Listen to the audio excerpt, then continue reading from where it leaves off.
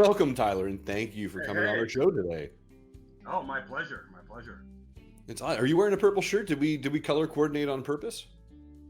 You know what? This is my jam. The only thing that's really changed is the tie. I went from yellow to white, so that was it. Yeah. Nice. Now, Tyler, you're a magician. Now, most people feel that cards have a lot of magic in them, and some of the best card tricks are with cards. So, what's your opinion on that? Do you have a favorite card trick?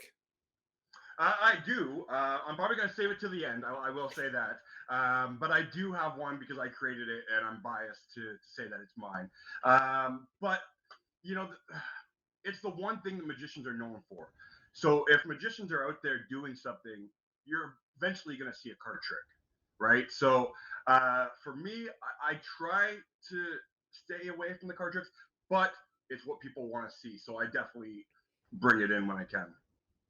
Now, why do you feel that people want to see card tricks? Well, I guess in the essence of what they see on TV, or if they say, "Hey, my friend does card tricks," it's always being brought up. And Oh, I do a weekly restaurant gig, and I will sometimes not bring a deck of cards at all. But then when I do, the whole atmosphere changes because we all started with learning a simple coin trick, a card trick, or something, and so people want to see at least one card trick. And so the one I do most of the time is the one that I came up with. And so I think it's original, it's kind of good. And so I kind of just leave it out there and I'll do that one. But sometimes if they request it, then I'll definitely always have a deck of cards on me, even going to the grocery store. wow. So it's kind of just like you're always having a deck of cards or a fake coin on you at all times. Absolutely. Well, a real coin, but yeah, that's it. Yeah, yeah. So what's the weirdest thing you've ever had to pull out of a hat? I mean, most people see TV and movies, they're pulling rabbits and birds out of hats. Did you ever start out that way? The big black top hat and hey, look at here and pull something out? Yeah, if you remember the old style pop hat, when they had the top hat, but you could pop out, Yeah. that was me. I would just pop out the hat, make it look kind of snazzy. And then I did a lot of card manipulation. So I would make cards appear out of nowhere. And then what I would do is I'd make them go into the hat. And then when I was done, I would show the hat was empty. Oh. So that, yeah, so it was kind of a reverse. Instead of actually pulling something out, um, I would have the hat show it empty, and I would just start making cards appear out of thin air. And as the cards were going into the hat, people would say, "Okay, there it is, boom," and then the hat was empty, and then I could close it up because it was one of those pop-up hats. And then it was just so flabbergasted that like, wait a minute, where all the cards go? And then I would do an ending production of making the cards come out of my mouth. Oh, okay. Yeah. So what drew you to magic? Why did you want to be a professional magician? Oh man, I love this question so much. Is I was probably about 8 years old, and they had a lot of kid shows on TV. And as a kid, you're just home on a Saturday, and they had little clips of magicians coming in on kid shows, and I was like, that's fascinating. And they were doing card tricks, funny enough. And I was like, man, that's good. And then early 90s, they had a lot of the magic specials out there, Okay. grand illusions. So a lot of people thought you had to be the David Copperfield. You had to be the grand illusion. So you're always thinking, okay, I got to go buy this big stuff. But for me, I was dyslexic, so everything was visual. I went to my local library, picked up some stuff, and still to this day, my biggest thing is building magic. Okay. So I guess I call it craft magic. So things with straws, elastics, everyday objects that just seem more real than the deck of cards, the coins, and certain things like that. So something more common, like, here's a spoon and fork from the drawer and let's do a Exactly. trick. Okay, Yeah. so it kind of takes it away from, oh, you're a magician, you must have a card or you must have a coin trick. But when you pull out, hey, let me go into your kitchen and grab a fork and knife and do a trick with it, Yeah. people are like, oh, wow, that's really neat. That's really cool. So it was kind of those variety special shows back in the 80s and 90s there that were kind of the driving point for you. Absolutely. And, you fast forward and, I remember doing my first show for a very, very low price. I'll leave that out, but it was a very, very low price. But it was like almost a per se $1 a minute back then. And for me, it was kind of just like, oh, okay, you got to start somewhere. And so I was just happy to get out there. And nobody really judged you as a kid getting into these little shows. So you do like a 10-minute show, 15-minute show, and then I just start escalating after that.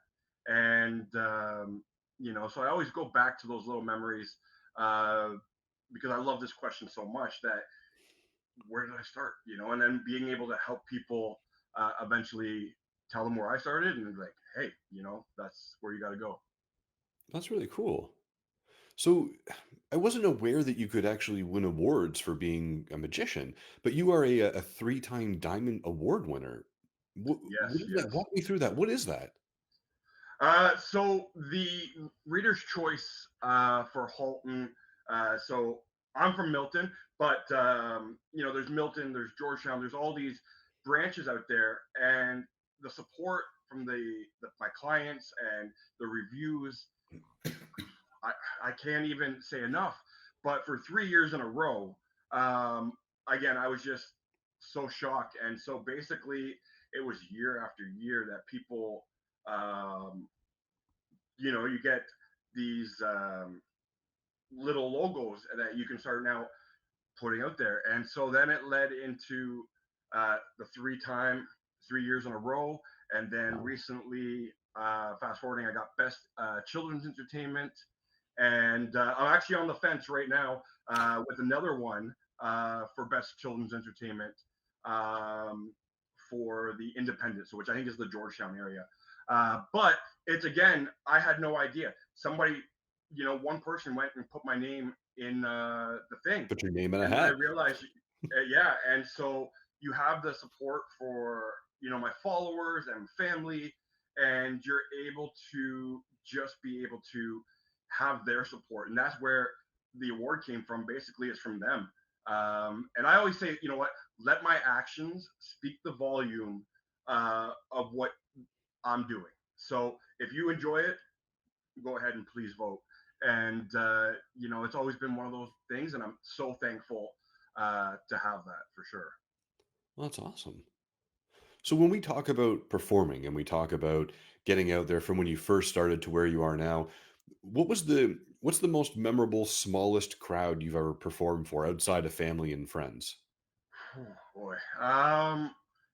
Yeah, like when you get hired for a gig and somebody has high expectations and saying, "Oh, we're gonna have thousands of people," and like 4 people show up, and you always have to go in that model of the show goes on no matter what.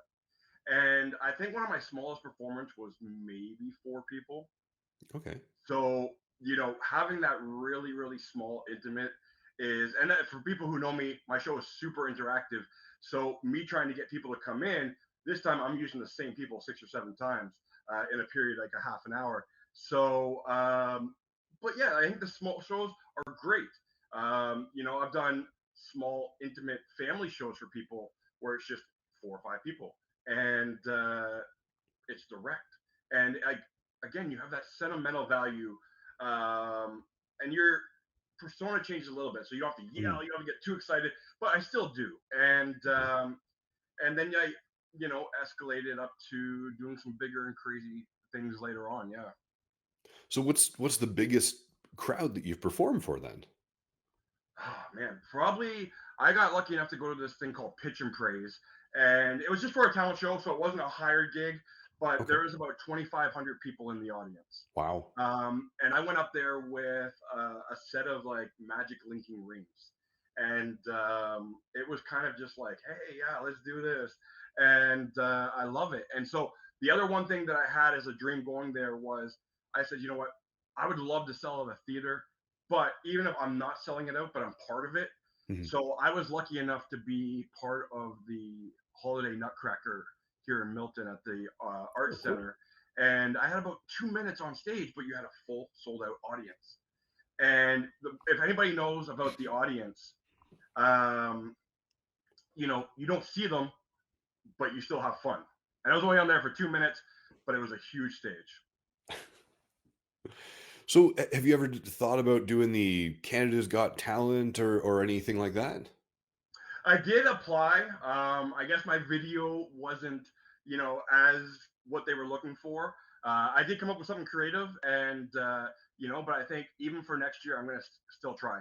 I always believe that if I don't get something the first time, I don't want to be discouraged, and that's why I try to send to other people. If it doesn't work out the first time, keep doing it, because it's one of those things that if you give up right away, it's going to be, yeah, just keep doing it, even if you have to do the same trick over and over again.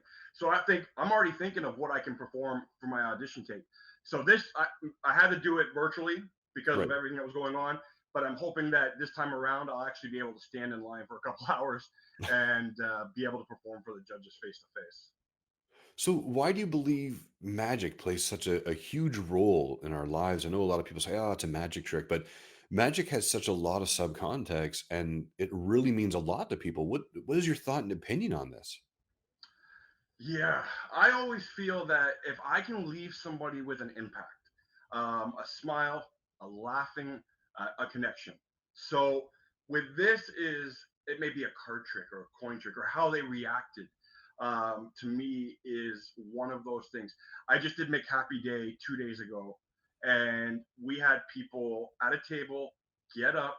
Mhm. Um, we'll put it in their vocabulary changed on Okay. words that we can't say, but they ran out of the restaurant over something that I showed somebody else who just sat there and appreciated it. So there's two different levels, but if they're reacting, I'm reacting. I believe that we should have fun, have smiles, and when they go home at the end of the night, I want them to think, hey, this guy just made my blew my mind. He basically made me think of things that I didn't even think were possible because we see things on TV and we're like, that's great. Yeah. But now I had a personal connection. I smiled, I laughed, and everything else. So I think that at the end of the day, and I just tell you one thing, even though it was McHappy Day, Yeah. I had one lady bring her 3-year-old uh, granddaughter. She's like, I just came here for you. So at the end of the day, so things like that, it makes it all worth it. Awesome. Well, we're going to take a quick break, and we'll be right back.